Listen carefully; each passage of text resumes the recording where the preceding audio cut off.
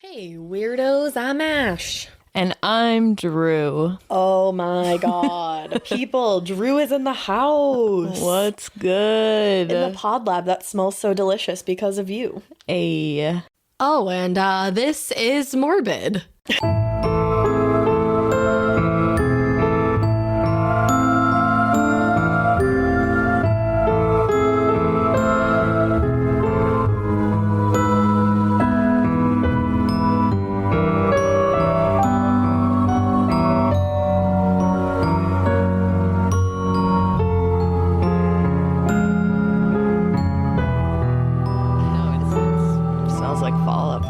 It smells so fallish because we've got the pumpkin clove, we've got like pumpkin pecan and waffles, freaking all the pumpkin. Yeah, Bath and Body Works. I know we were talking about it the other day on the episode and we were like, Drew went to Bath and Body Works and got her.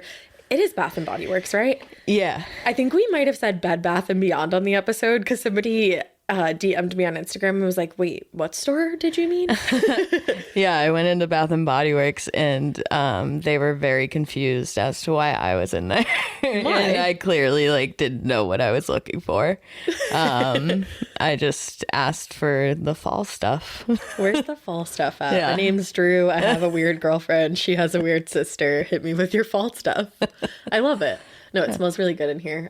Speaking of things that I said the wrong way, actually, I'm pretty sure a couple weeks ago I said that I got my eyelashes laminated. And before everybody comes for me or before you go to your lash person and ask if you can get your lashes laminated, the answer is no. I got my eyebrows laminated. Yeah, I was going to say. That's what it was. But yeah, anyways, so that's a quick little correction. So yeah, Drew's going to be on this episode because Elena and her little fam are on just a quick little vacay, but don't worry, she will be back actually. Well, technically you'll feel like she's back on Wednesday because we got to do this really cool collab episode that's coming out on Wednesday. And then I think Drew's probably going to join me one more time for Listener Tales, and Elena will be officially back for our Monday episode. Hey. I don't know. I think that's what's going on, but you all know that I'm lost at all times. So Yeah, and I'm always just in the pod lab, so. yeah. And whenever we need anybody, we're just like, oh, look, Drew's right there. Perfect. Okay. So yeah, I thought that I was going to be telling Elena this story. So definitely hold on to your butt, Drew. Yeah, I'm a little nervous. For anyone that doesn't know, I'm not a big true crime person, but I do like to be on this podcast. So I kind of set myself up for it. I'm not a true crime lover, but I do love this true crime podcast that you host. Yeah, it's going to be a lot. I think you were in the living room last week when I was watching the documentary for this. Yeah. Yep. So I'm going to be talking about Kelly Cochran today. She's also known as the Devil Woman of Michigan. Oh. So there's that. Yeah. And the documentary that I think you were popping in and out of the house while I was watching it. Yeah. So you didn't get the full extent, but you guys should definitely check it out. It's on Investigation Discovery. So if you have Discovery Plus, check it out. I think it's either 3 parts or 4 parts. I can't remember, but it's called Dead North. Okay. And then I also read a book that's called Where Monsters Hide, and that was by It was by M. William Phelps. Cool. All right, so you ready to start? Yeah. You say this is in Michigan? I did, yeah. So it's in Michigan and in Indiana. Okay. Hey, Caleb. All right. So in October of 2014, when Chris Regan was reported missing by his ex-girlfriend, Terry O'Donnell, nobody really expected this tangled mess of spider webs and scary shit and just horrific overall stuff. Did you say spider webs? Yeah, because they're yucky. Oh, okay. Just a trail of So there's yuck. no actual spider web storyline? No. Oh, okay. I mean, maybe there's the spider webs in their house, I bet. Oh, okay. Gotcha. No, don't hold on Gotcha. to every last Sorry. I'm kidding. But no, it was just going to be uncovering a whole bunch of nasty craziness while they were trying to find him. Okay. So around the time that Chris was reported missing, he actually was really supposed to be starting over. He and his son were planning to move to Asheville, North Carolina together. And honestly, it would be the perfect place for the two of them because they both absolutely loved the outdoors and they were already planning all kinds of adventures together. And they were just really stoked to move out there together. Now, Chris was a classic outdoorsman. While he was actually serving as Master Sergeant in the Air Force, he was on the Air Force road racing team as a Category 2 cyclist racer. And I didn't know what that meant, so I looked it up. So I'll let you know in like 2 seconds. Okay. He loved riding bikes and he was really good at it. And anybody in that high of a category for racing, like a Category 2, has to consistently place high in the races that they compete in, which he was doing. Okay. He had trophies from all around the world. And he also loved being on the water. He loved scuba diving, kayaking. He had his own kayak. From the sounds of it, like literally any outdoor activity would have been of interest to him. Yeah. So like just like us. Oh, yeah, totally. Outdoors. No. Yeah. No, imagine us like doing it, like trying to ride a bike would just be something. I used to be super outdoorsy, like when I was younger, and then I got older and You got it all out of your system. Yeah, truly. Like the thought of going on a hike, like I cannot. I actually invited somebody on a hike. One of my friends, I was like, "Oh, do you want to get together next week and go on a hike?" And then I looked at the text like, "Bitch, who are you? Like, why are you inviting people on hikes?" Yeah. But I'm trying to get in fitness life. I just sent Elena and John, because where they're going on vacation, I'm very familiar with. So I sent them this like cool like hike to go on, and I'm like, hee hee, have fun. I don't think they're going to be going on a hike. But Chris would have loved that recommendation. So once he retired from the Air Force after serving 20 years, he got a job at a factory where they made all the parts that would be used on Navy ships. His particular role at that factory, he was team leader. So he would oversee any major project, and his coworkers really looked up to him. They had a lot of respect for him. And even like the higher ups who were higher than him in the company, they loved him too. They all said that he was incredibly organized, that he paid attention to detail. He was always on time, showing up for work at 5 a.m. on the dot, and he was just always in a good mood. Okay. So Chris's time at the company, though, obviously was coming to an end because he was moving with his son. Mm-hmm. In fact, he had already got a job lined up in North Carolina. And right around the time he disappeared, he was actually supposed to be heading into North Carolina, heading out there to do a routine drug test before he was like officially hired. But he pretty much had the job. Yeah. Now, Chris didn't do drugs, so there was nothing to worry about there. But what was worrisome was that he wasn't answering any texts or calls from the son that he was moving with or from his ex-girlfriend, Terry, that he was still friends with. Now, things were especially troubling to Terry when she got a call from one of Chris's coworkers at the factory.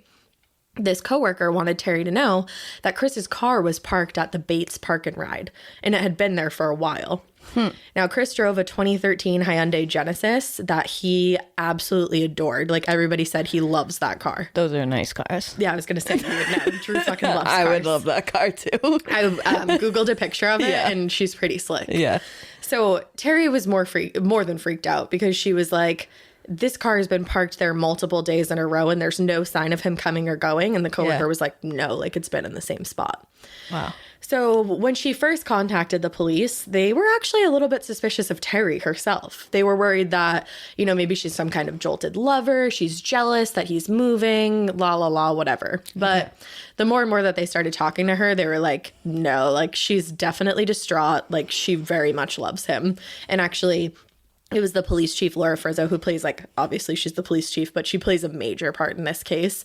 And she said that when she was talking to Terry, she was like, there was just something in her eye that wouldn't have been there if she had been involved in this. Okay. So they actually, oops, I just hit my microphone, sorry. They actually met when Terry was working as a teacher in Iron River, Michigan, and Chris was actually still in the Air Force. But he decided to move out there while they were dating. I think it was when he was already retired from the Air Force. Yeah. Not only to enjoy a lot of the outdoor activities that Iron River, Michigan can provide, but obviously also to be closer to Terry. But things in their relationship started to sour when Terry suspected that Chris might be seeing another woman behind her back. Ooh, never good. Never good. So unfortunately, Terry's suspicion did turn out to be true. Chris was having an affair, and he was having an affair with a married woman that he worked with, Kelly Cochran. also known as the Devil Woman of Michigan. That freaks me out, and I'm scared to find out why. You should be. So it was something that he tried to keep very under the radar, this affair. And when people started talking at work, like Chris knew that Kelly maybe had let on to something. Yeah. And he got upset with her, knowing full well that she probably validated these people's questions. And in my personal opinion, I feel like he wanted to keep his affair with Kelly private for many reasons. But I think the biggest two that at least I can think of are, number one, he valued his job and he was very well respected at his job. So Yeah. he didn't want to lose it or have his reputation tarnished by some tawdry affair. And I also think that he was worried about being judged because I think the way that we can put it is just that he and Kelly were from two different walks of life. Many would describe Kelly as quote unquote rough around the edges. Oh. Yeah.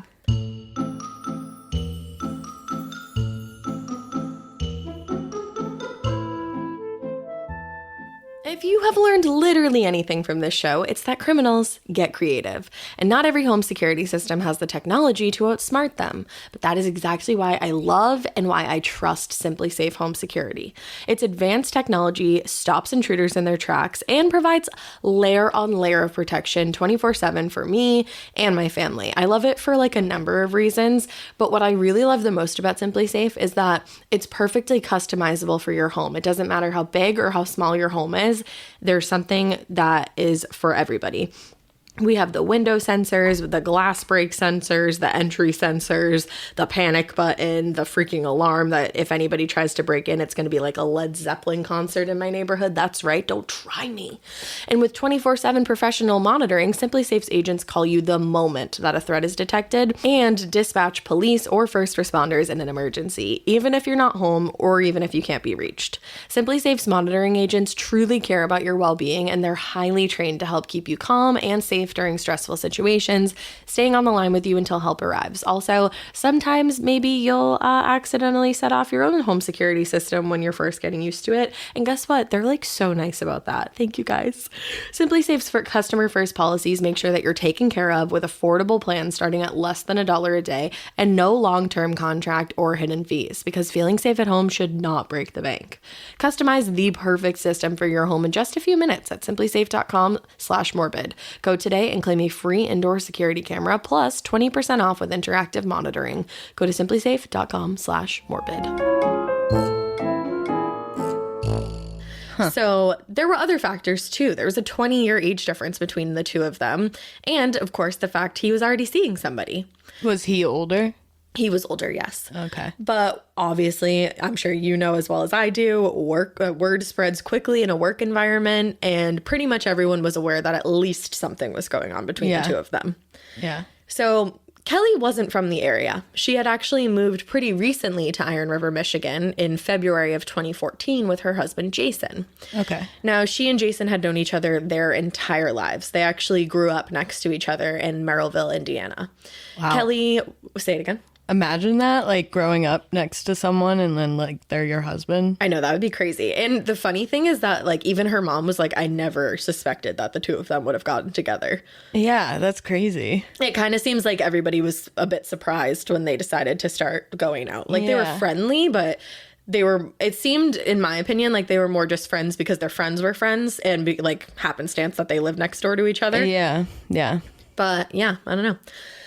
So Kelly was the oldest of 3 kids, and she gave her parents were Tim and Melanie Gaboyan, she gave them a lot of hell while she was growing up. She started using drugs at a really young age. She would run away from home at least on 2 occasions. She actually at one point had to be placed in a girls' home while she was a teenager. Wow. Because her parents just couldn't get her to stop doing drugs, sneaking out, partying, all of the above. Huh. And then when she was 18, she was kicked out of the home because she wasn't following any of the rules there either. But then she kind of just started getting her shit together and decided that she wanted to go to college. Okay. I'm not sure if she was still using drugs, but she was like, you know what? I want to go to college.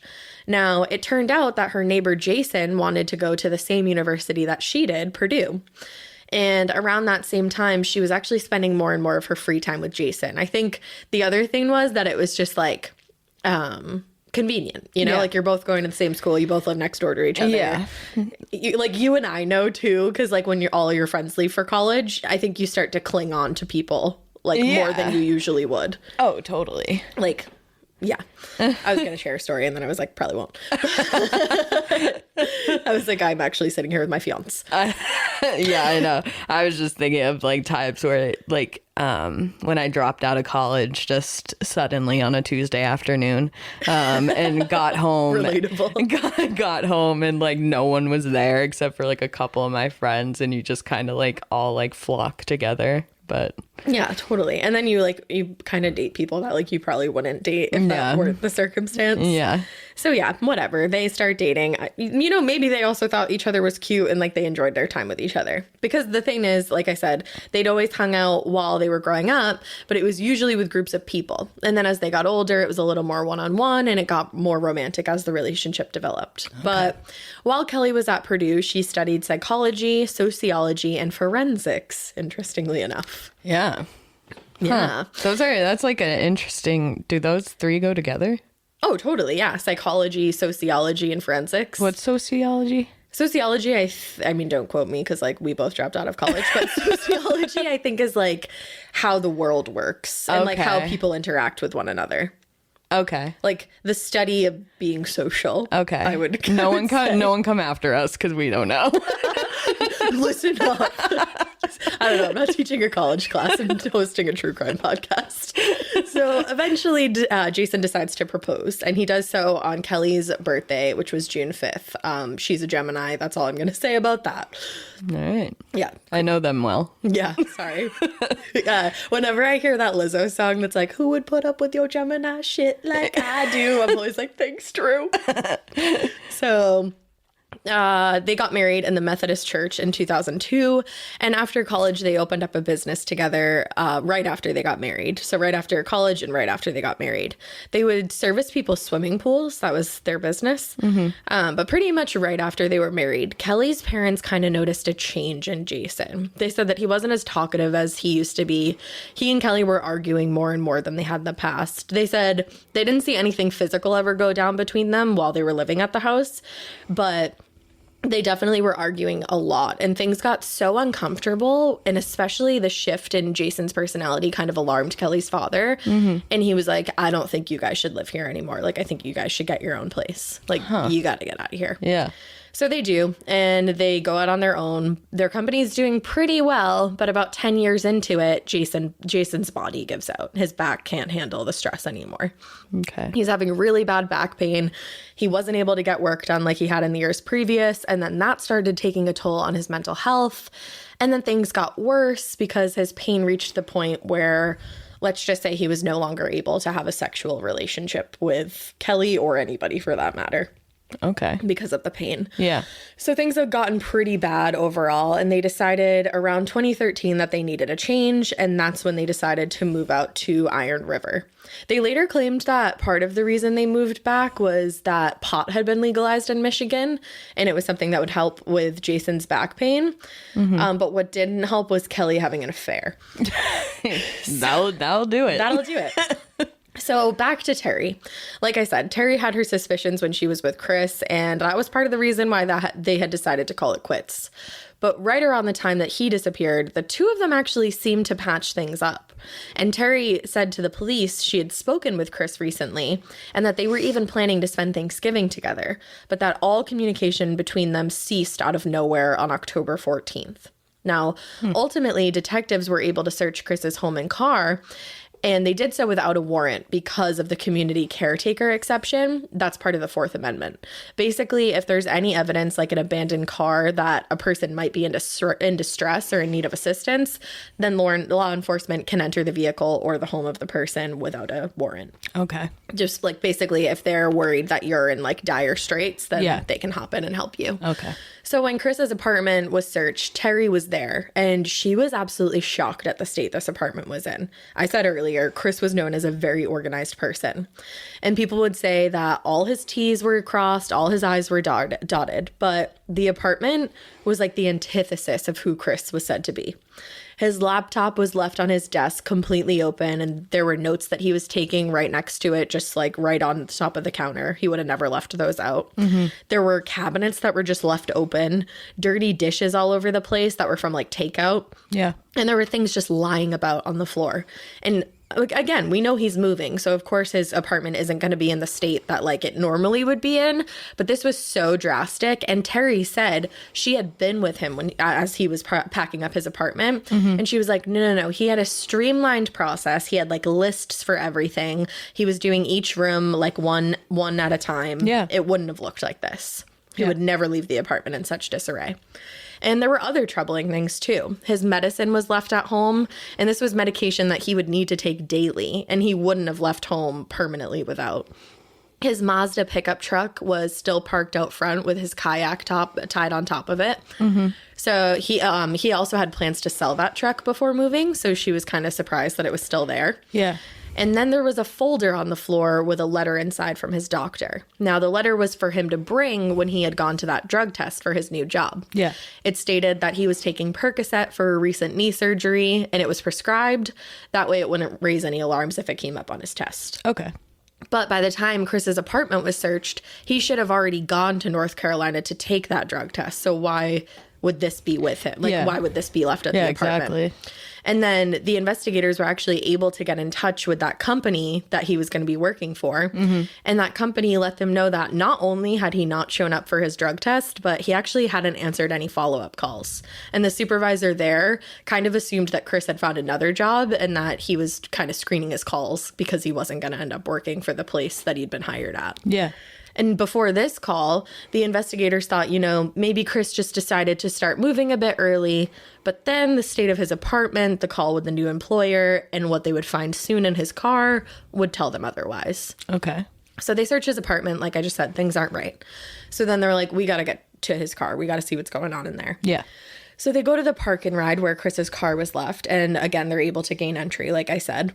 And there were a couple things left behind that just made it more and more likely that he hadn't just gotten up and walked away from his life. His knee brace was sitting in the front seat. And Terry reminded the investigators that this knee surgery that he had was very recent. And he was supposed to be wearing that brace at all times. Yeah. So the fact that it wasn't there was weird. He'd also left his water bottle behind, which was like super unlike him. Okay. And on top of that, there was a weird Post-it that was found in the car. So all these other weird things are lying around. And then they find a Post-it. And it seemed to be directions to somewhere. It read, 424 feet, stop sign left. Through four-way stop. Left on side street to yield sign. Left over creek route and alley, brown house. The directions led the investigators to somebody whose name had come up a couple times already in this investigation. Could you guess who?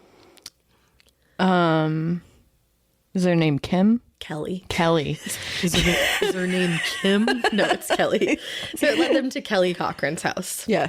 And it was also determined that Chris's phone was last used on October 14th and that it was also the last day he had had any baking activity. Like they realized that. So they were like, and then the last place he goes is to Kelly Cochran's house and they're having an affair. Why don't we head on over there to see if she knows anything? Yeah. So the police get to Kelly and Jason's home. Remember, she's still married to Jason. And Jason is the one who answers the door. Now, Officer Cindy Barrett asks if Kelly's home. And Jason says that she's not right now. He didn't know exactly where she was, but he said she'd be home in about an hour if they want to come back. But there was just like something off about the whole situation. And Officer Barrett sensed it. So she was like, I'm going to stick around a little bit longer and ask you a couple questions. So she was like, oh, okay. Is there anybody else in the house? And Jason was like, no. And just as he's answering, a woman walks down the stairs and like comes up from behind him. So they're like, why did you just lie to us? There is somebody in the house. Yeah. And that somebody is Kelly Cochran. She comes up to the door and she's like, hey, like, what's going on? That's the most sus way of, wow. Right? That's crazy. Is anybody else in the house? No. Suddenly a human appears. Yeah. Like, what are you doing, dude? God. So Kelly is like, oh, what's going on? And the officers explain that they're looking into the disappearance of one of her coworkers, Chris Regan. But before they got too much further, they were like, hey, why did your husband just lie to our faces? And Kelly told them that Jason probably just thought she was in some kind of trouble. and he was just covering for her. But they were like, that's not good. Yeah, it's not a good way to like get out of it. No, like your husband shouldn't be lying to the cops, man. So they were like, yeah, okay. But then the whole time they're talking to Kelly seems totally chill, but Jason is kind of standing like something's bothering him, and like he's trying not to show it. Like he looks very tense in this moment. Yeah. But Kelly, I think they literally said she was as cool as a cucumber. So they were like, what the fuck is going on here? Like, you guys want to come down to the station and chat with us? Like, we're asking nicely, but I don't really think you have a lot of choice. So they were like, yeah, we'll come down to the station. And when they got there, 2 very different interviews were conducted. So Kelly goes first, and she explains to the investigators that she and Chris were involved in an affair, and that her husband, Jason, not only knew about it, but he was cool with it. Interesting. Yeah. She said, I mean, I'm not judging, but like that is like weird. Well, because it doesn't seem like he's cool with it when he's like standing there super tense. Yeah, yeah. And you're on to something. And people, I feel like people who are cool with like open relationships, they don't call it an affair. Exactly. You would say that you have an open relationship. Yeah. And that's not how she was describing it. She said that she was allowed to sleep with other people. Oh, yeah, that's weird. Yeah, I'm not sure. So she was like, not only does he know about it, he's fine with it. And she explains how he's injured and unable to quote unquote perform. So they decided to separate. And that's the thing. She said they separated, but then they had an understanding that she would sleep with other people, but they'd stay together. So I'm like, so you're not separated, really? Yeah. And then she explained that while she was involved with Chris, she was also seeing another man at work named Eric. Oh. And that her husband, Jason, knew about both of them. She then recalled the last time that she and Chris had seen each other, and she said it was right around the time that she went missing, but she couldn't lock in a day. She was like, I think it was like this day or this day. And she said that she went over to his apartment for dinner. She said she'd done this many times before, and she knew he was moving. And not only did she know he was moving, she claimed that Chris asked her to go to Asheville, North Carolina with him. And she said, I just didn't want to leave Iron River because it's my home now, and it's quote unquote the most peaceful place I've ever been. Yeah, I'm sure. Yeah. So as a little goodbye get together, she cooked and made lasagna for the 2 of them. They slept together, and then she headed back home to Jason, and that was that. She hadn't heard from him since. So they were like, oh, okay. Have you ever been to the Bates Park and Ride where Chris is, and obviously like that's where Chris's car is abandoned, but they don't say that yet to her. Yeah. And she's like, not only have I never been there, I've never heard of that. Like, what's that? And they're like, oh, that's where Chris's car was abandoned. Now, Kelly seemed confident in what she was saying. She definitely like seemed to be like calm and shooting the shit with them at this point. But they're trained investigators, and there's something off about her, and they just can't put their finger on it.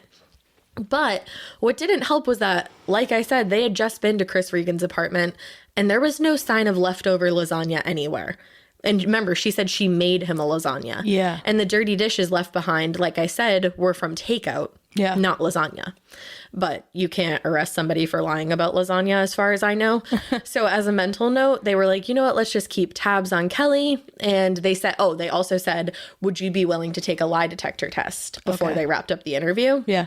She declined. Oh, of course. She said, no, thanks. Of course. Which, we say all the time, that is your right. You can decline a lie detector test. But it makes you look so suspicious. It makes you look sus, but then at the same time, you can understand why somebody would, because there's like false positives all the time. Yeah, exactly. I've personally never done a lie detector test. Good to know. I am terrified of them because like if someone asks me a serious question under pressure, like I'm like, I don't know. I'm like, I don't know how it works. Because I think I don't know like exactly how it works, so don't quote me. But it like senses different stuff in your body that like your flight or flight. And if you're nervous, of course it's gonna like skew it. Yeah. So sometimes people will say no to it, but then you're right. At the same time, you look suspicious. Yeah. So it's such a catch-22. I do love those YouTube videos of the celebrities taking the lie detector tests. Oh, I didn't even know that was a thing. They have one with the Muppets, and I definitely suggest you watching it because it's wicked funny. Anyways, go on. The Muppets take lie detector tests? Or I think it's Big Bird. I think it was Big Bird. He takes a lie detector test? That's hilarious. Yeah. Does he pass? Spoiler alert. I think so. I don't know. I'm going to watch it later. All right, cool. All right. Well, so we wrap up Kelly's interview. They're like, hey, you want to take a lie detector test? She's like, nah, I know my rights. And they go in to interview Jason. Now, like I said, these are 2 very different interviews. And Jason's interview goes completely differently than Kelly's did. Mm-hmm. Like I said, Kelly, she was cool as a cucumber. Jason walks in and is crying almost immediately. Oh my God. Red flag, red flag, red flag. Yeah. And he explains to the investigators through his shaky voice that he was seeing a therapist for anxiety and that he was also taking something for anxiety. And he mentioned that he had spent about 5 days in a mental facility because he was suicidal. Now, that was something the investigators actually heard when they were asking about Chris Regan at he and Kelly's work. And some of Kelly and Chris's coworkers, after telling the investigators about their affair, also mentioned that Kelly had been out of work recently, and it was because she was going through some marital issues at home. And the investigators later learned from the company's management that the marital issues were a lot more serious than just like a little spat that she and Jason had been into. Kelly had actually told her boss that she could not come in one day because not only was her husband suicidal, but he was planning to kill her before he killed himself. Oh. Yeah. So when Jason was asked about this, he said that he never had any thoughts about killing Kelly, but yes, he had been suicidal, which was sad. And the rest of his interview consisted of the investigators asking him about Kelly's extramarital affairs. Okay. Now, Kelly made it seem like he was totally fine with the situation, but his body language and his attitude seemed to say something different. Yeah. And they ask him, they say, have you ever met Chris? And he says, no, I haven't, but I did walk past his apartment one day when Kelly was there. And they were like, well, why did you walk past his apartment? Yeah. And he was like, I don't know. Like, I just did. And they were like, it's like, you can't just say that and then and not have a reason. Yeah. Yeah. So he was like, I don't know. I just walked by. Like, I knew that she was there. And they were like, oh, well, like, were you angry? And he was like, no. And they were like, okay. Like, sounds good. So weird. And then they were like, would you want to take a lie detector test? And he also declined. But the weirdness of the entire situation had Police Chief Laura Frizzo pretty convinced that these two at least had an inkling as to what happened to Chris Regan. Yeah.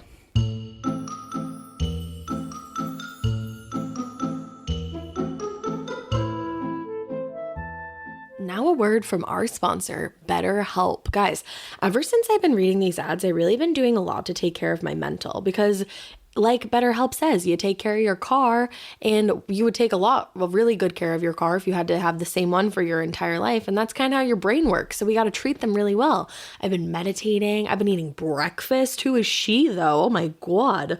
Because the thing is, how we care for our minds affects how we experience life. So it's important to invest time and care into keeping them healthy. Not only can you start healthy habits around like your routines, but you can also support a healthy brain by learning a new language or taking power naps or going to therapy. And there's also BetterHelp online therapy.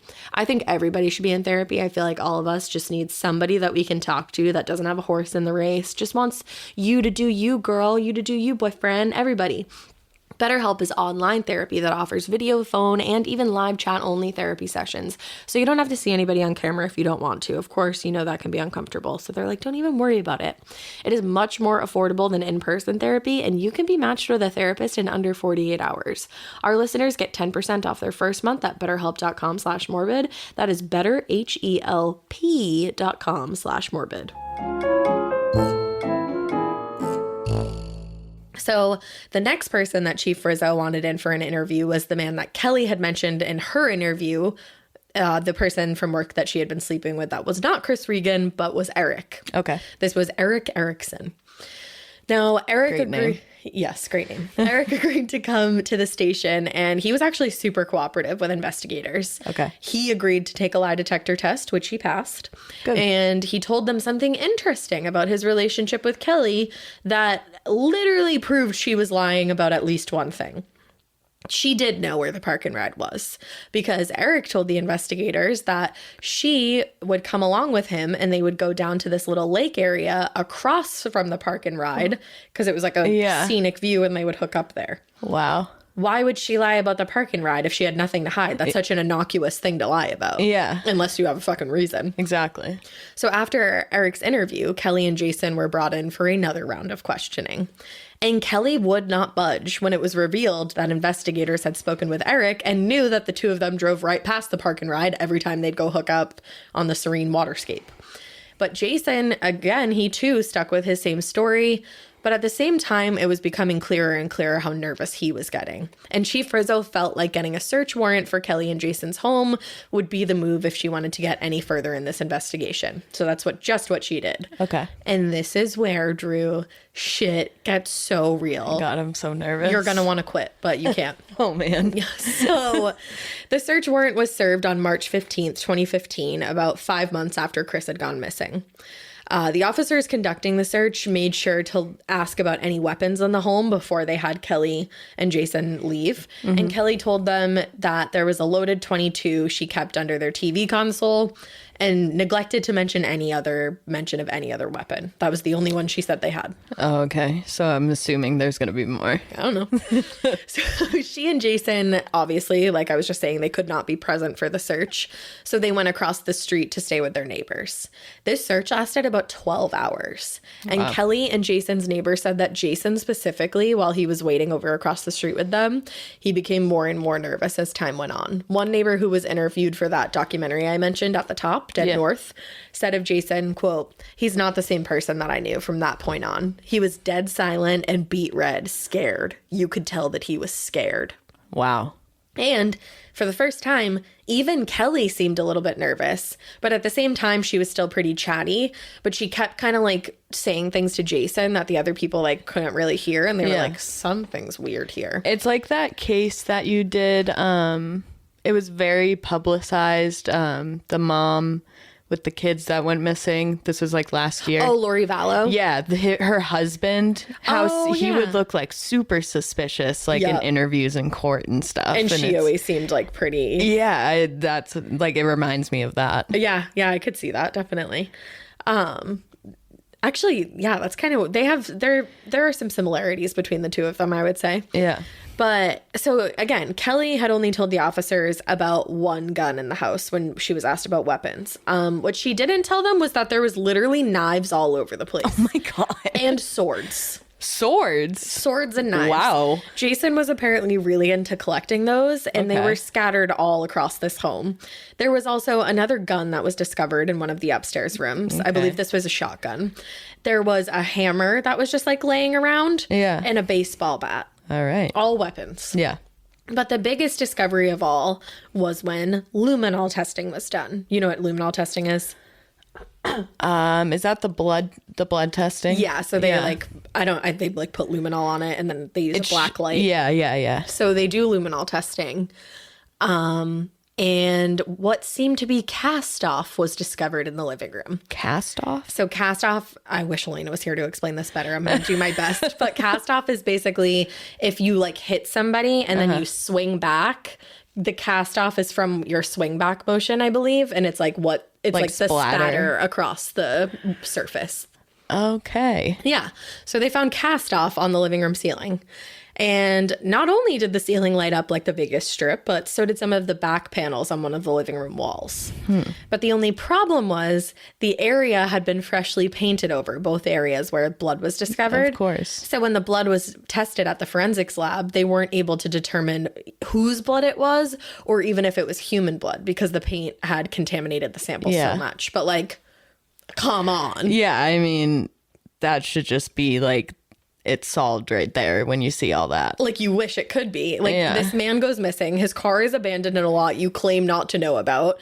Then it turns out you do know the lot very well. Inside his abandoned car, there is a Post-it note with directions to your home. Yeah. You are having an affair with said man, and your husband doesn't seem pleased. He checks himself into a mental facility days after the man you're having an affair with goes missing. And then blood is found on your ceiling.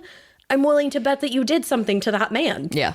Yep. And just to add to the long list of things that seem to incriminate Kelly and Jason, are you ready? No. They left town the morning after their home was searched. Of course they did. The morning after their home was searched. Are you like not supposed to leave when stuff like that's happening? Or if you're like... No, I'm not totally sure. I mean, it doesn't look good. Like, I'm sure they would prefer if you didn't. Yeah. But they can find you because luckily, and this obviously isn't the case with every case, but in this case, they were worried about them fleeing, especially after they had found what they did in the home. So a couple of PIs were actually also working on this case along with the Iron River PD because the Iron River PD is super small. Sorry, what's PI?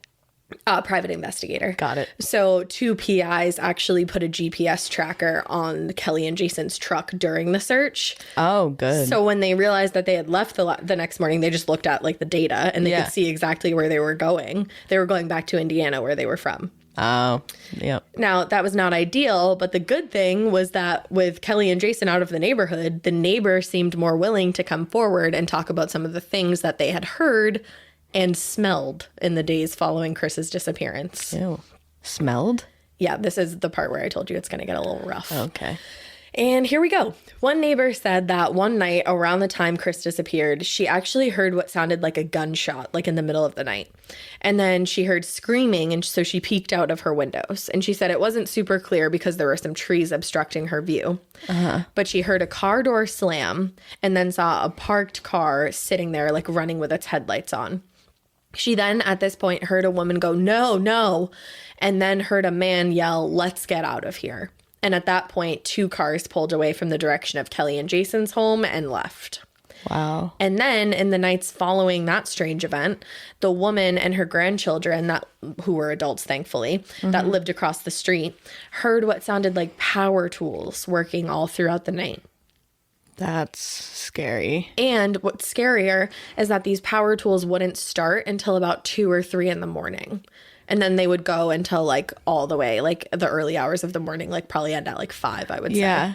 And the grandson who lived across the street, again, an adult, thankfully, David, he said that he heard what sounded like saws, drills, and hammers.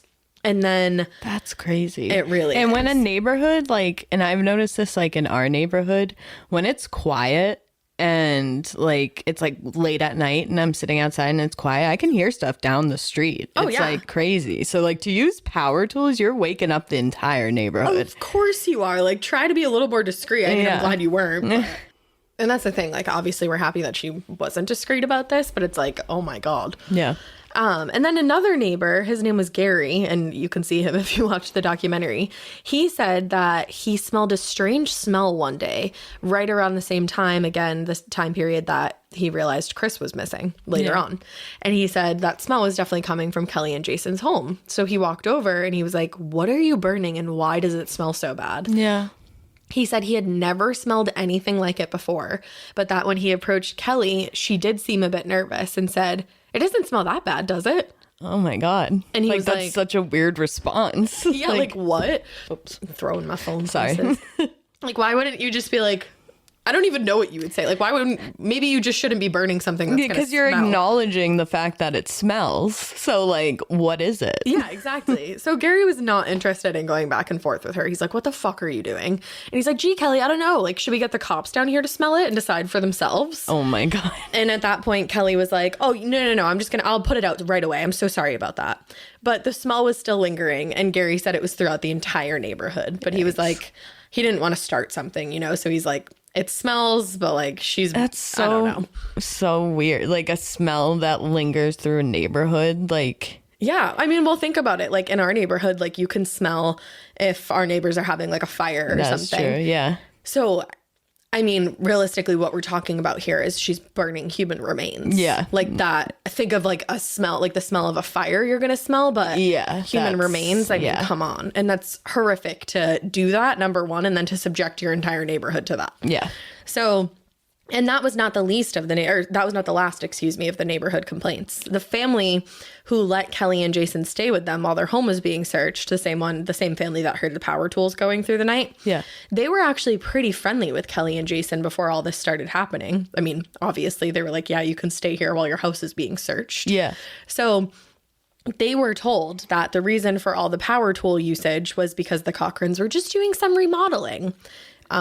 2 to 3 a.m. is a weird time for home renovations. 2 a.m. Like what? But they did know that Kelly worked long days at the factory, so I think they were just like, maybe that's the only time she has to remodel. Weird. I also think this is the kind of area, I mean, this is like way up there. Yeah. I think this is just one of those places where like you try to keep your nose out of other people's business, Yeah.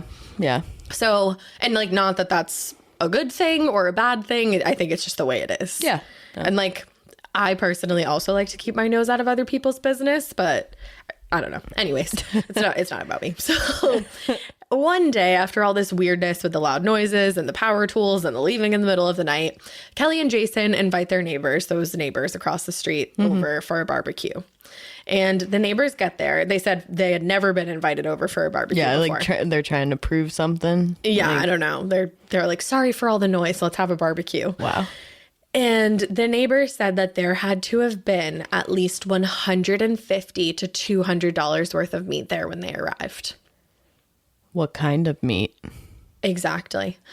But $150 to $200 worth of meat just for them and the Cochrans. Like there was like, I don't know, maybe like 2 or 3, at most 4 of them, plus Kelly and Jason. So like, what is that, 6, 7 people? Yeah. You don't need that much meat. No, that's a lot. And it was like, they were burgers, but they were like, oh. No. So they said, these neighbors, that these burgers were not like anything they had ever tasted before. They said the meat was transparent. They would later compare it to lobster meat, which oh my God. I'm like, ugh. I know. And they said it didn't taste like the ground beef that they were used to. So they asked, they were like, oh, like, is this just like burger meat? Like, what is this? Yeah. And Jason said, oh, I used to be a butcher back when we lived in Indiana, and one of my specialties is exotic meat. Of course it is. Exotic meat. Like, yeah, like, please explain exotic meat, from sir. Indiana? Like, Yeah, what are you talking about? I mean, I don't... Exotic meat from Indiana. Caleb, watch out. For real. So if that was the case, they thought, then why was this the first time they were ever invited over for a barbecue? Like, you used to be a butcher and this is the first time you're inviting us over? Yeah, it's like convenient that you used to be a butcher, sir. Like, yeah, what? like, okay. So when people started talking more and more about Kelly and Jason and their connection to the missing man and then their sudden departure of town, this guy David started thinking more and more about this barbecue. And he later said, we were always wondering if they were the kind of people that actually did kill the guy and butchered him up and had us over for dinner. I believe we ate him.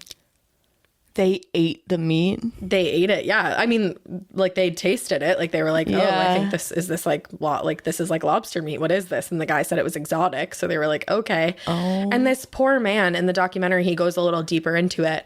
And from the sounds of it, like, this might have happened. If I went to someone's house and they served me what they said exotic meat, I would be like, bye. Like, I would leave. You think you would, but then in the moment you might just like, you know, like, yeah. I can see how this happens. I mean, I've been at like friends' houses before, and like, I mean, different cultures eat differently. Yeah. So I might be like trying something that I've never had before, and they could say like, oh, it's this exotic meat. And I mean, I don't eat meat anymore, thankfully. So I'd be like, oh, I'm good. But yeah, I don't know. Is there any way to find out that you've eaten human? Not to my knowledge. And that's the thing, like, you don't have any way of really knowing whether or not you did, but like, you have that experience to look back on. Yeah. And I was just saying, like, that guy in the documentary, again, he goes a little further into it. I believe his name was David. Mm-hmm. And he was saying, like, after he realized that this may have been what was done to him, which like, that's a crime in and of itself, I would think, like, doing that to somebody else. It's like Catherine Knight doing it. But who's Catherine Knight? She's like Australian Scary Nana. Listen to that episode, Drew. Scary Nana? Yeah, listen to the episode. Okay, I will. Can't get all into it. Sorry.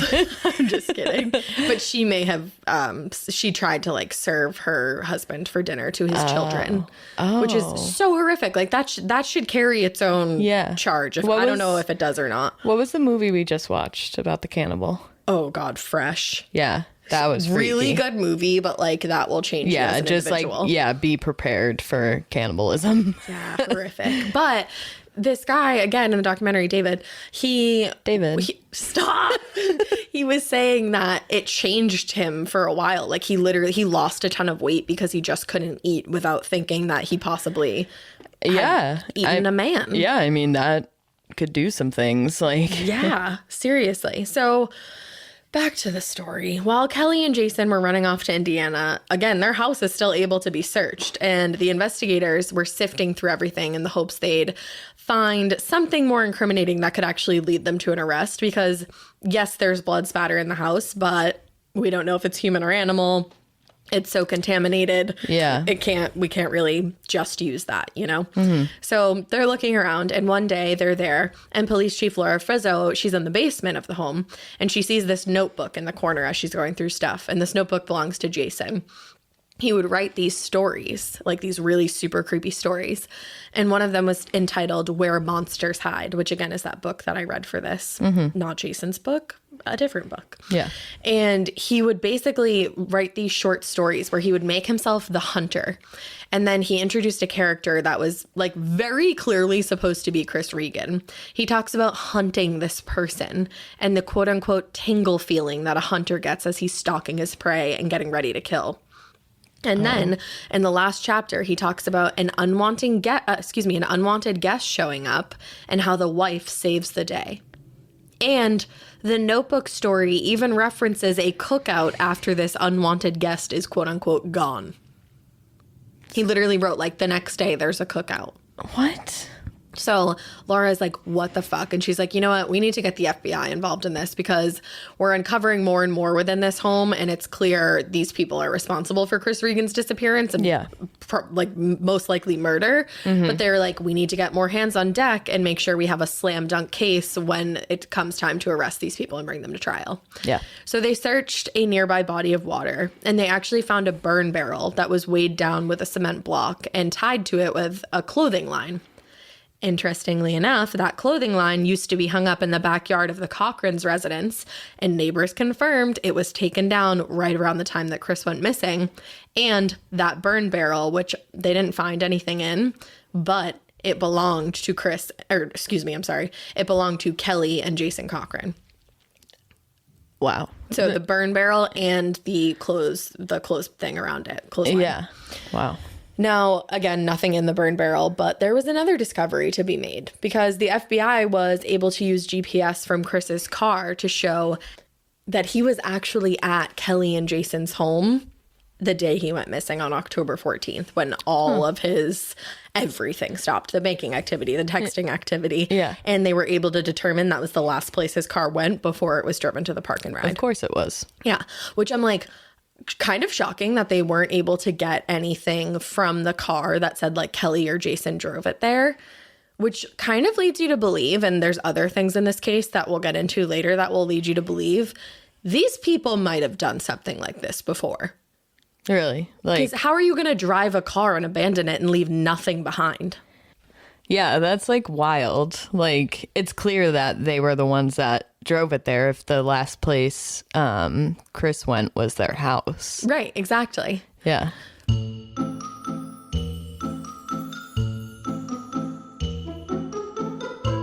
Ooh, it is time to talk about one of my favorite freaking sponsors, America's #1 meal kit, the best in the world, Hello Fresh. Hello freaking Fresh. With Hello Fresh, you get farm fresh, pre-portioned ingredients and seasonal recipes delivered right to your doorstep. Skip trips to the grocery store and count on Hello Fresh to make home cooking easy, fun, and affordable. That is why it's America's #1 meal kit. Elena got me like back on my HelloFresh grind. I kind of fell off for a second and I immediately regretted it because she was getting all these yummy meals and I said, I want yummy meals. So I signed back up and I got to have the tomato flatbreads that Elena was talking about a couple weeks ago, the zucchini and tomato flatbreads. The cheese is lemony ricotta, and then you top it with like fresh parsley and honey and chili flakes. It is decadence. It is decadence within your mouth. And you should savor every last second of summer with HelloFresh because they deliver all these wonderful, delicious, fresh ingredients, produce, delicious food to your door in less than a week. And it allows you to enjoy the delicious flavors of the season right from home. And here's this deal. If you're heading out for one last vacation, update your delivery address and enjoy HelloFresh at your vacation destination with just a simple click. You know, if you're trying to like stay on track with eating the way that you want to eat, that's the way to do it. The plans are flexible, so they work with your changing schedule. Honestly, I love HelloFresh so much that I would continue to do it on vacation just because, number one, the meals are super easy. They tell you exactly what you need to get out right away, so the cleanup is going to be easy, and it is just absolutely so freaking delicious. You follow the step-by-step recipe, and you just eat the most decadent meal ever. You're going to love it. You need to go to HelloFresh.com/Morbid16 and use code Morbid16 for 16 free meals across 7 boxes and 3 free gifts. Again, that is HelloFresh.com/Morbid16 and use code Morbid16 for 16 free meals across 7 boxes and 3 free gifts. America's #1 meal kit. So with that discovery, Laura Frizzo decided she needed to get some warrants for some DNA. So she phoned the police over in Indiana to let them know that Kelly and Jason were both like lead suspects in a missing persons investigation. And luckily, we don't see this all the time, as you listeners know, as you weirdos know. But the police over there, they agreed to help in any way that they possibly could, which is shocking. Like, obviously, you listen to most Morbid episodes, but I feel like a lot of the times the police departments are not working or not willing to work together. Yeah, no.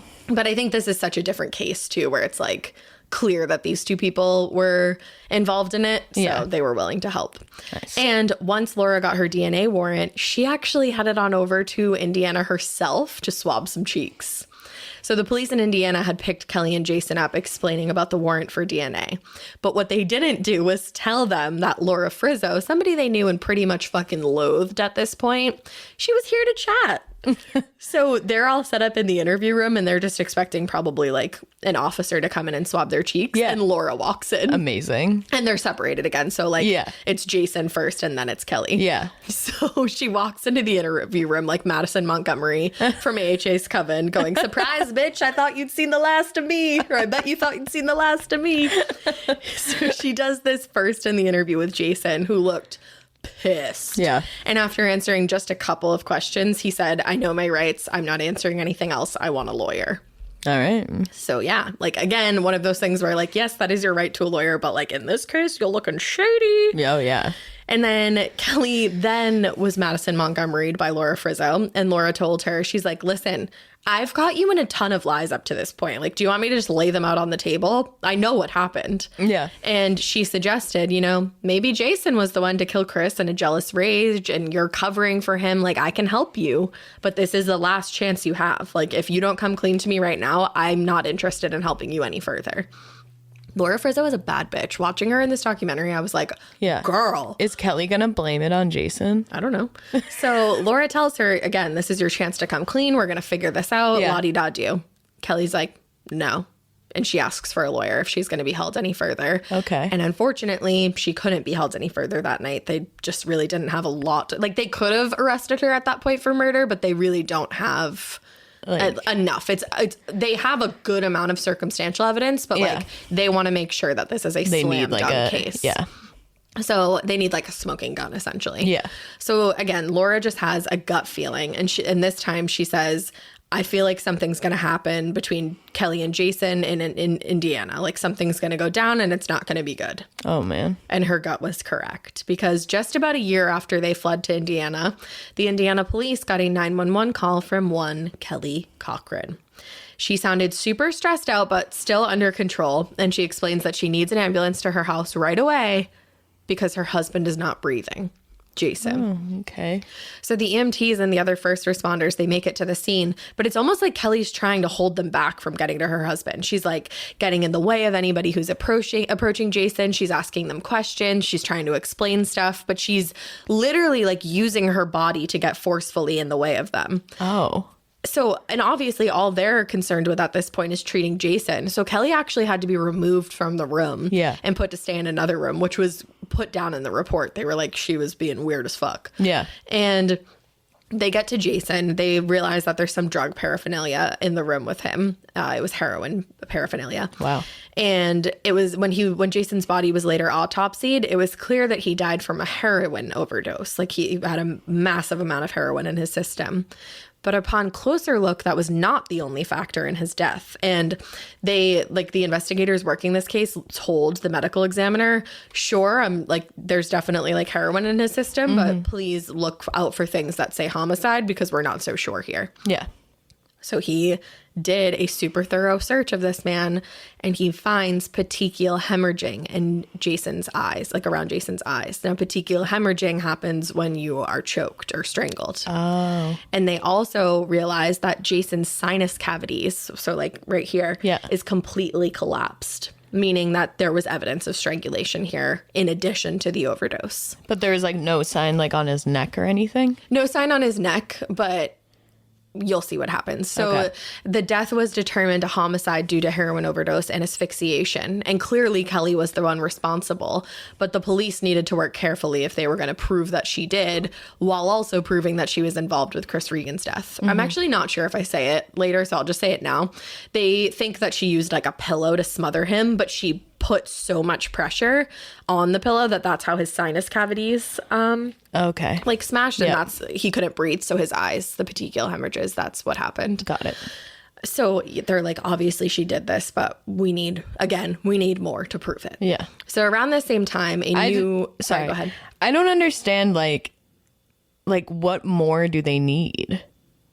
They need, like, again, they could go to trial with this, with all the circumstantial evidence, but it's really kind of like, I'm trying to think of like the right adjective. It's a toss up going to trial with purely circumstantial evidence, because I think maybe they could have gotten a jury with this, like with all the circumstantial evidence they did have, but there's still that question of, is there a reasonable doubt? Like, could somebody else have done this? Yeah. So they want something straight up. Okay.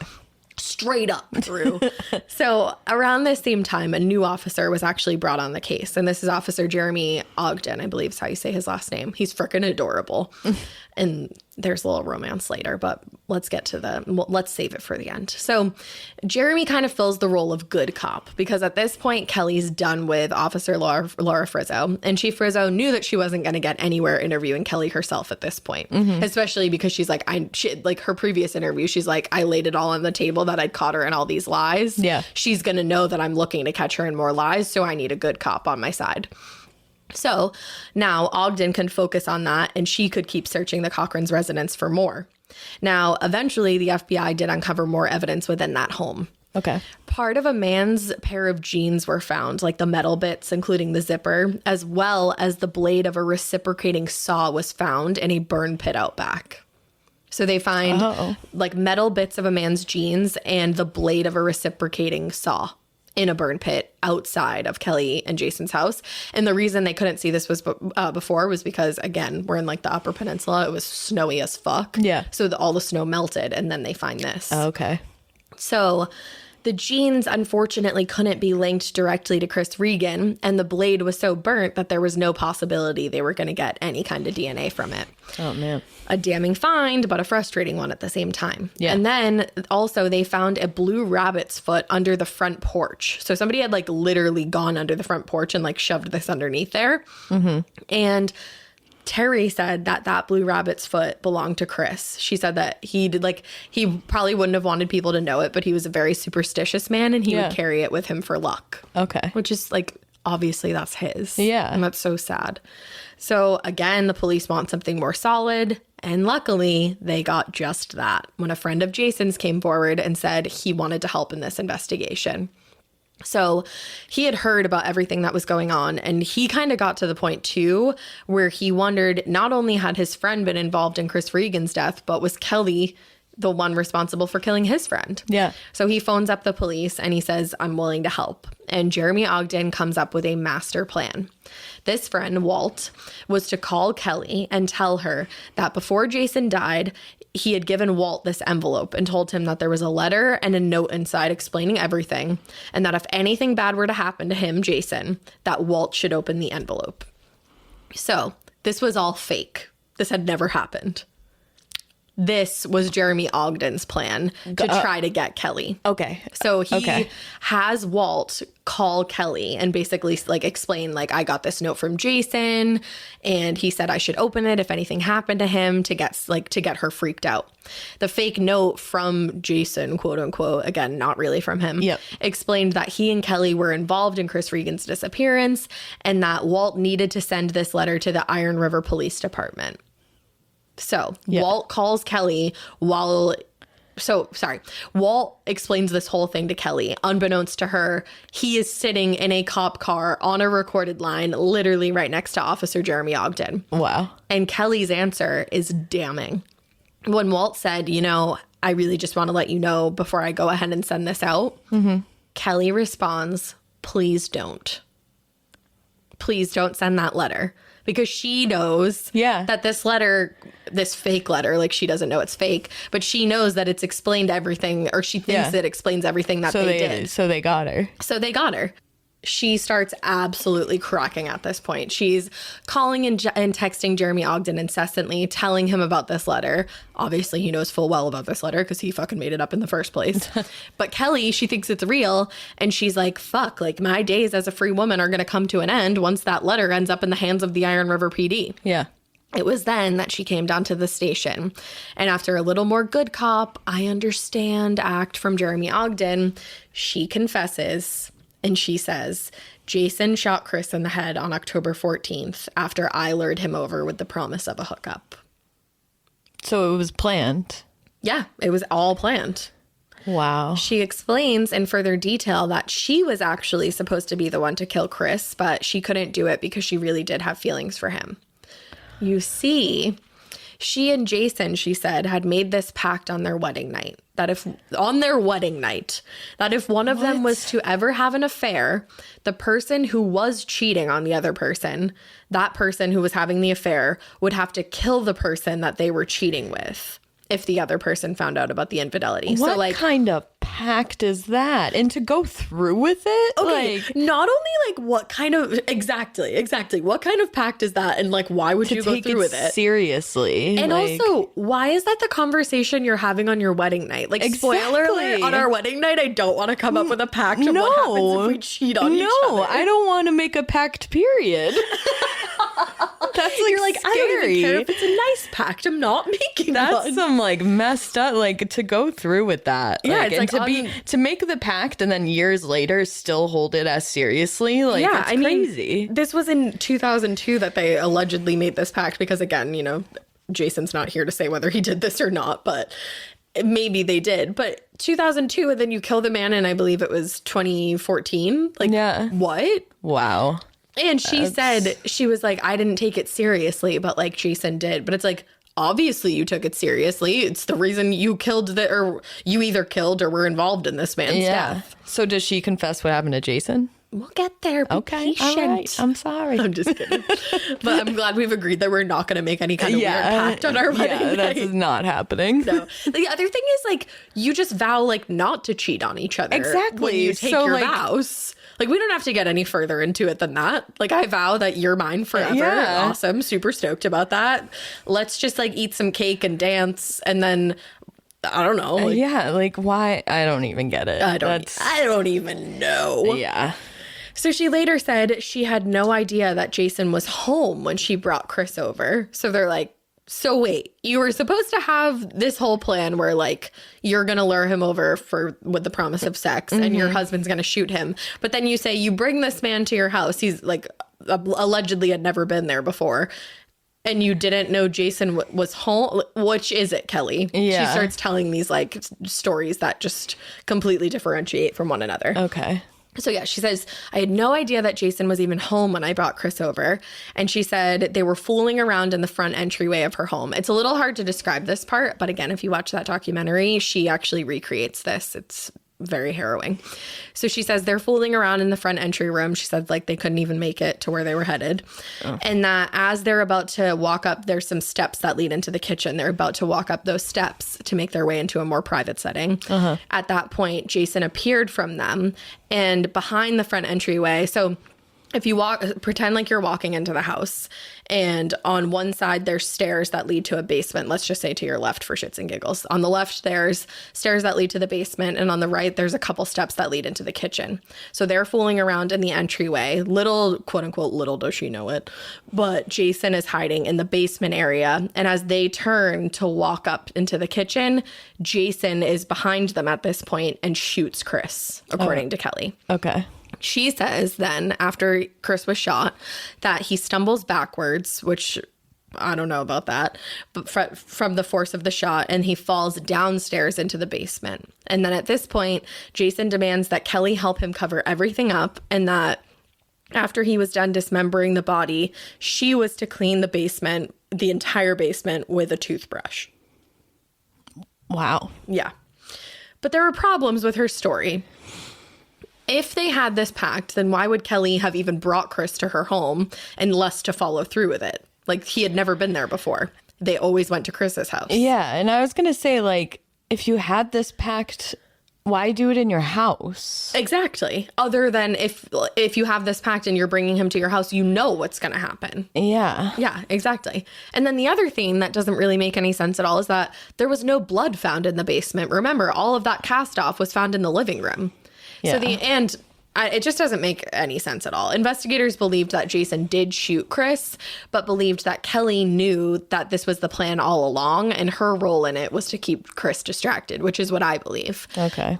Now, personally, I don't believe that all of this happened in the front entryway. I think that they got further into the house, and then and then Jason came up from behind when they were in like a entirely different room, and maybe even an entirely different situation. But nonetheless, they wanted her to lead them to the body, the investigators, which she said, and this is horrible, I hate that this happened to this poor man. She said that his body was separated into large black trash bags and brought to a wooded area where the bags were scattered, and she was the one that brought the body to this area. Now, the night that she confessed, she went back to Michigan with Jeremy Ogden to recreate their murder scene, like I was just saying, at her house. Yeah. And to also show him the area where they found the body. It was too late to go into the woods and start looking for the body. Like, they wanted to go back in daylight. Yeah. And Kelly was supposed to meet up with the detectives again the next day so that they could go over more of her story.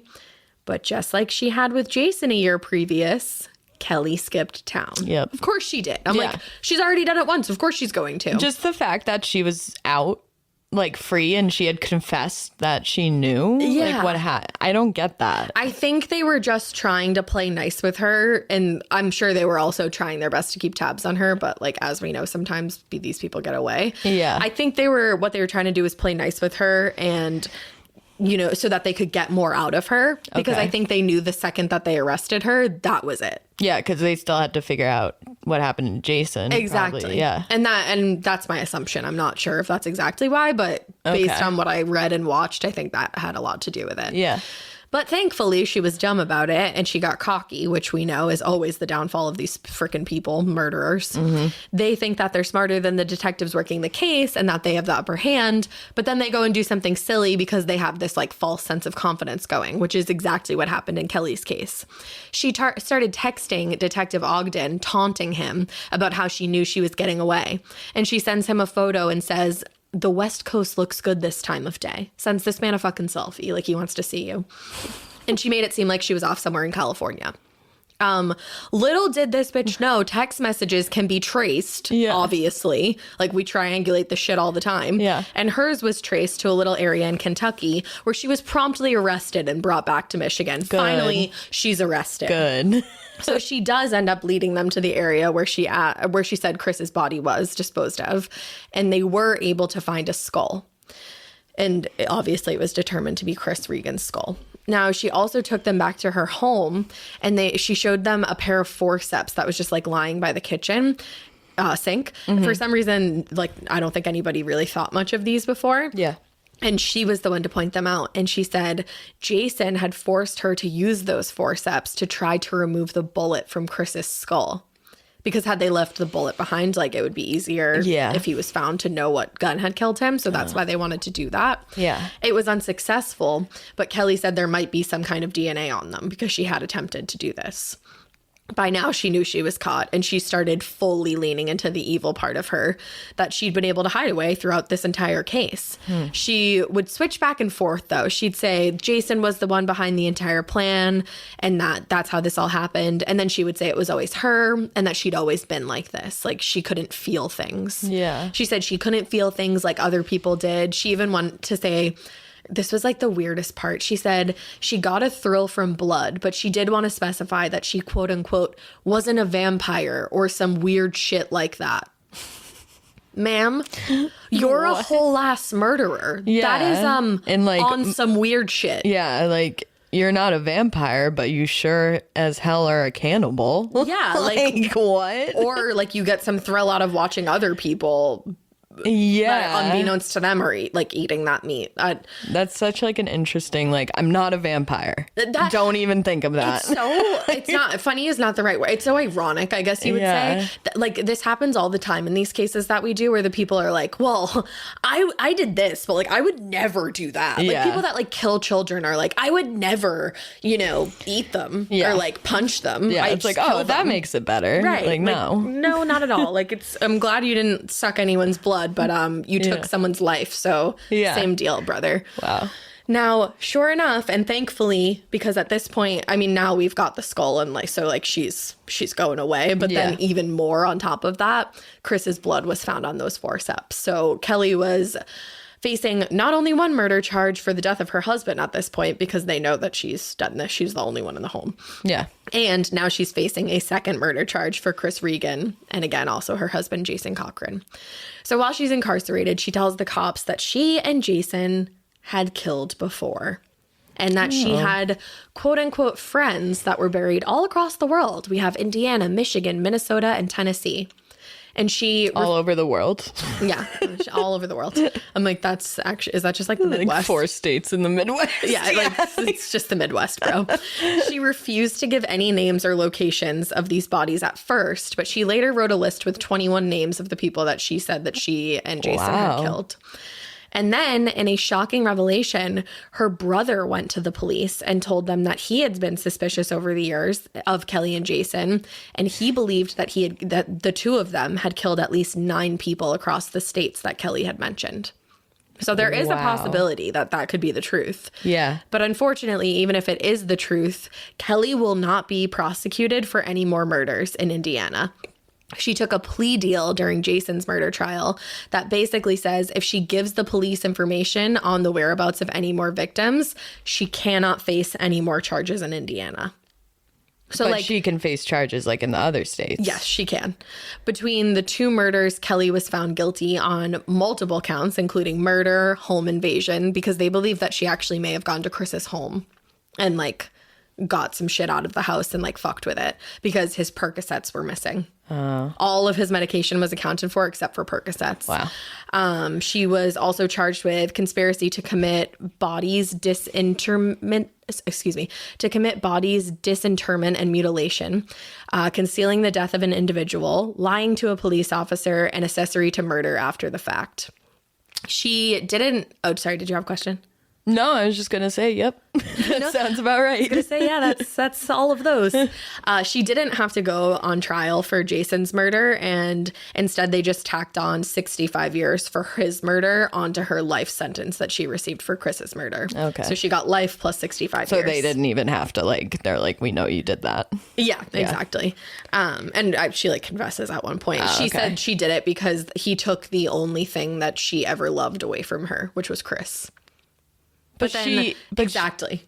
Go ahead. But she planned that. There's a pact. There's a pact. She said that she planned it, but she also says that she can't feel. So, like, if you can't feel, then you weren't in love. Yeah, exactly. It doesn't make any sense. She's just wild and out.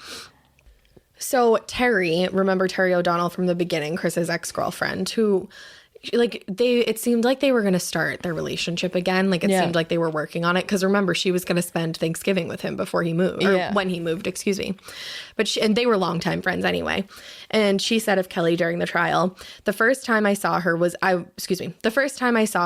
the courthouse. I just remember her staring at me and grinning. Like, she had the audacity to grin at this woman. What the hell? Terry said, I took a deep breath and thought she was the scariest person I had ever seen. Yeah. I was afraid. I couldn't look at her for the rest of the time I was there testifying. It was like she was laughing and saying, look what I did. You can't stop me. She just sat there and grinned. It was like the devil looking at you. And after I testified, I lost it. I totally lost it. I just remember driving, speeding, not knowing if I had crossed the border. I didn't know if I was in Wisconsin or Michigan. I didn't know what to do. I just wanted to run as far away from Kelly as possible. Yeah, I would too. Yeah, I don't blame her at all. So Kelly is currently being held at the Woman's Huron Valley Correctional Facility. It's in Pittsfield Charter Township, Michigan. She apparently spends her time turning her glasses into shanks and threatening to kill anybody who comes near her. All right. Yeah, I was like, maybe we should like take her glasses away, but I think she has the right to those, unfortunately. Laura Frizzo believes, just like I do, 100% that Kelly has killed before. And she actually has a theory because Kelly has 14 butterfly tattoos that are representative, she said, of people that she's lost in her life. But Laura Frizzo has a theory that these 14 butterflies are actually representative for people that she's killed. Yikes. Laura was absolutely haunted while going through the Cochran's home when she made this realization because it was like a glass shatter moment. The entire home, inside and out, is decorated with butterflies. Oh my God. And this is nuts. This is crazy. Are you ready? No. So Laura was recreating the scene for that documentary, Dead North. Yeah. And she's out in the area where they had originally found Chris's skull. And as they're out there kind of recreating this moment, the crew actually finds another piece of human remains, was later tested and confirmed to be Chris Regan's lower jaw. So they found more of him while they were out there. Wow. Now, this was one of the biggest investigations and one of the most successful in Laura's career. Yeah. But for some reason, after Kelly's conviction, the city manager dismissed Laura from her duties. She was fired as police chief. The hell? This guy had a long history when it came to being gross in the workplace, especially with women. And Laura felt as though he was threatened by the fact that she was a woman who was good at her job. So he just got rid of her. Because she just solved a huge case. She just solved a huge case. She was also the first female police officer to be hired within that division. Yeah, like, of course. Yeah. Like, let her go. Like, yeah, that's let her so go. Stupid. Totally. When she actually did something amazing for the community. Exactly. Because he didn't want her, because she technically was not a homicide detective, and he didn't want her spending as much time as she did on the Chris Regan investigation. But it's like, she brought the man home and put the killer behind bars. What do you have to be? She Aaron Brockovich it. She did. Like, what do you have to be mad about? Yeah. And that's the thing. The entire Iron River community was behind her, and they were so impressed with the investigation that she was able to carry out. Like, they were literally making posters like, let Chief Frizzo like do her job, like, leave her alone. Yeah. But the decision was the city manager, David Thayers, to make, and it was final. Wow. So after all her hard work in this investigation, she got fired. But she and Jeremy Ogden ended up together. They met through the investigation, and she felt like it was like kind of the universe bringing them together. Yeah, that's cute. So that was like happy. That's like the only happy thing within this. Kelly has not faced any more charges. We have not found out if she has murdered more people. We haven't found any more bodies. And there doesn't seem to be an update on anything related to her when it comes to this. But she has maintained that she has killed more people. Yeah. And like I said, she said the reason she finally turned on Jason was because she really did love Chris Regan. And even though, again, she's incapable of feeling, she says, she went on to say, he took the only good thing I had in my life. I still hate him. And yes, it was revenge. I evened the score. What? That's like... And like... I mean, I guess I evened the score means like he killed her man that she loves, so she killed him. But to me, I'm like, the score? You made the pact. You made the pact. You knew that if you had an affair, he was going to kill the person. Right. Or she knew that if she had an affair and he found out, she was supposed to kill the person. Oh, yeah. Like, but either way, you knew the person was going to die. Like, the whole point of that pact is so you don't have a fucking affair. Exactly. But I mean, that's like a weird pact. Don't do that. But for me, even the score, I'm like, were you keeping tallies? Like, if you believe that other people have been killed, like, did he ever have an affair and you killed the person? Yeah. I don't know, man. Because I feel like that's some sick thing where they're just going to have affairs and just because they clearly are murderers. So they're just going to keep having affairs and killing the people. Like, that's I feel like... Yeah. And like, even when they moved to Iron River, it seemed like super sudden. Like, Laura Frizzo was like, were they running from something? Like, have they killed somebody back in Indiana and we're trying to get away? Yeah, because they would like bop around all those states. So it's like suspicious. It's super suspicious. But that is Kelly Cochran, the devil woman of Michigan and potentially of many other states in the Midwest. But like Drew said, not the whole world. Yeah, I just looked up a picture of her and it makes sense. Yeah, you feel Terry's vibe of wanting to run away from her. Yeah. The thing for me this whole entire case like rocked my shit, but the butterfly tattoos. Yeah, that's freaky. Because she gives an interview from prison where she says that they're representative of people that she's lost. And you're like, but you have so many. Like, and then it's like, lost? Like, did Jason kill those people? Like you were having affairs with those people, and because of the pact, he killed them, or you had to? Yeah. Like, and you're saying that's a loss And like, for them? are they gonna try and figure out the other people they killed, or did she just confess to all of them? I mean, she confessed to like 21, so I'm sure she's doing the thing where she thinks it's impressive to have killed more people. So I think she's definitely heightening that number.